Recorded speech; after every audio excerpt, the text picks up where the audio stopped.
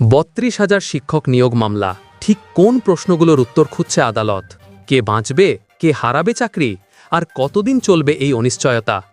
আজকের শুনানিতে আদালত যে ৪টি প্রশ্ন তুলেছে তা হয়তো নির্ধারণ করবে হাজারো প্রার্থীর ভবিষ্যৎ।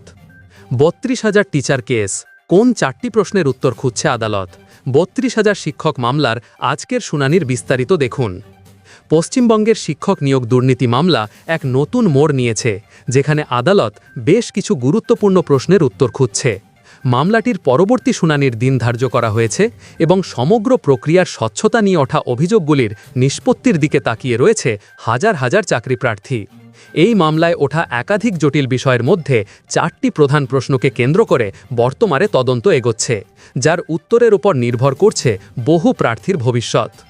আদালতের আতসকাচের নিচে যে ৪টি মূল বিষয়। কলকাতা হাইকোর্টে চলা এই মামলায় বেশ কিছু নির্দিষ্ট অভিযোগ এবং প্রক্রিয়াগত অসঙ্গতির দিকে দৃষ্টি আকর্ষণ করা হয়েছে। আদালত মূলত ৪টি প্রধান বিষয়ের ওপর আলোকপাত করেছে এবং সংশ্লিষ্ট কর্তৃপক্ষের কাছ থেকে এর স্পষ্ট উত্তর চেয়েছে। নন ট্রেন্ড প্রার্থীদের নিয়োগ। ২০১৭ সালে নন ট্রেন্ড প্রার্থীদের নিয়োগের সময় মানব সম্পদ উন্নয়ন মন্ত্রক HRD কোনো রকম ছাড় বা রিল্যাক্সেশন পিরিয়ড দেওয়া হয়েছিল কিনা তা খতিয়ে দেখা হচ্ছে।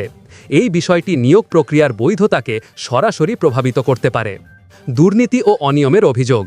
বিকাশবাবুর দ্বারা উত্থাপিত দুর্নীতি এবং গুরুতর অনিয়মের কারাপশন অ্যান্ড ইল্লিগ্যালিটি অভিযোগগুলি আদালত বিশেষভাবে বিবেচনা করছে।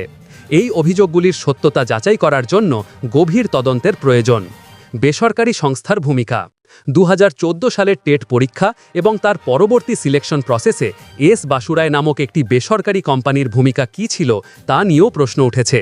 পরীক্ষার প্রক্রিয়া এবং ফলাফল নির্ধারণে এই সংস্থার কতটা প্রভাব ছিল তা এখন তদন্তের আওতায়। কাট অফ মার্কস সংক্রান্ত অভিযোগ। বহু চাকরি প্রার্থীর অভিযোগ, কম নম্বর পেয়েও অনেকে চাকরি পেয়েছেন, অথচ বেশি নম্বর পেয়েও অনেকে বঞ্চিত হয়েছেন। এই কাট অফ মার্কস সংক্রান্ত অসঙ্গতির অভিযোগটি অত্যন্ত গুরুত্বপূর্ণ এবং নিয়োগ প্রক্রিয়ার স্বচ্ছতাকে প্রশ্নের মুখে ফেলেছে। পরবর্তী শুনানি এবং মামলার ভবিষ্যৎ। এই গুরুত্বপূর্ণ মামলাটির পরবর্তী শুনানির দিন স্থির করা হয়েছে ৪ই নভেম্বর ২০২৫।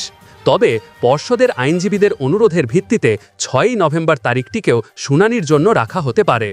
এই মামলার রায় পশ্চিমবঙ্গের শিক্ষা ব্যবস্থার ভবিষ্যৎ নির্ধারণে একটি গুরুত্বপূর্ণ ভূমিকা পালন করবে।